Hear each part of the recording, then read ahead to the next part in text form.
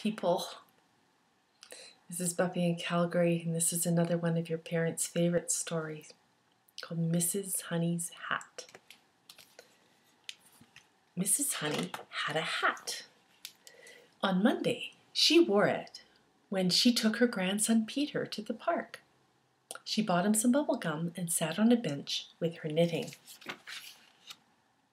There she is, Peter and his bubble gum. Look at her hat.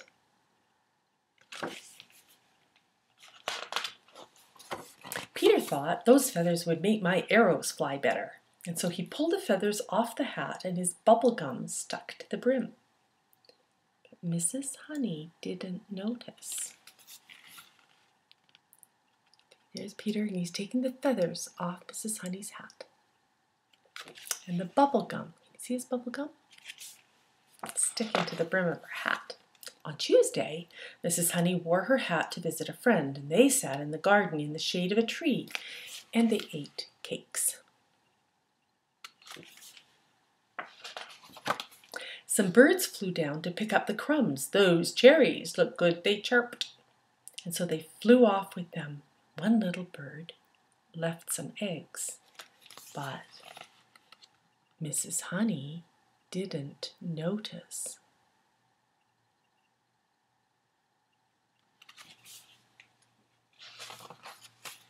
On Wednesday, Mrs. Honey spent a day at the seaside. The sun shone and the water was just right for paddling, and Mrs. Honey felt very happy. There she is, paddling away. Look at her hat.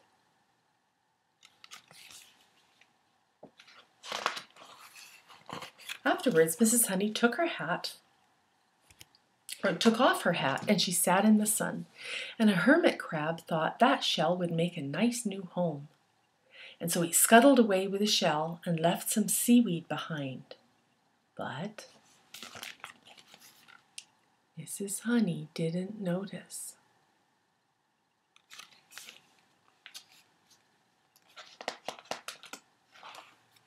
On Thursday, Mrs. Honey picked dandelions to make wine. It was very hard work.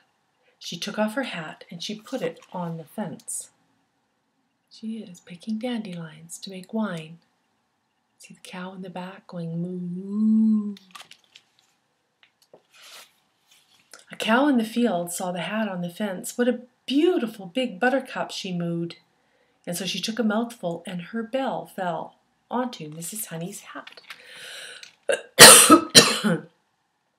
But Mrs. Honey didn't notice.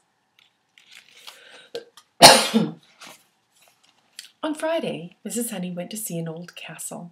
"Just look at those cobwebs," exclaimed Mrs. Honey. "This place could do with a good clean." Here they are at the castle. Oh, can you see the cobwebs?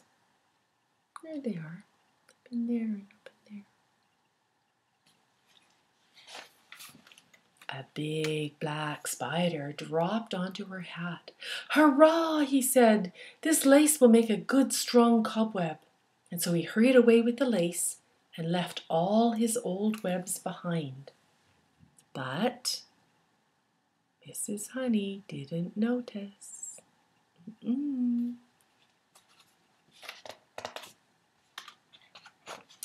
On Saturday, Mrs. Honey took her cat to a cat show.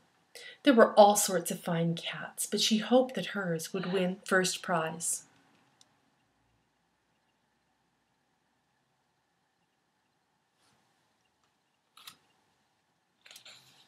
An alley cat saw Mrs. Honey's hat through the window.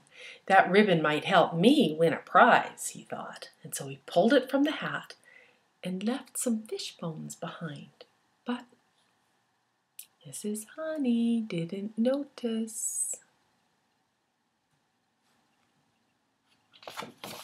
On Sunday, Mrs. Honey went to church, and everyone seemed to be staring at her. "Whatever can it be?" she wondered. "Perhaps it's time I bought a new hat."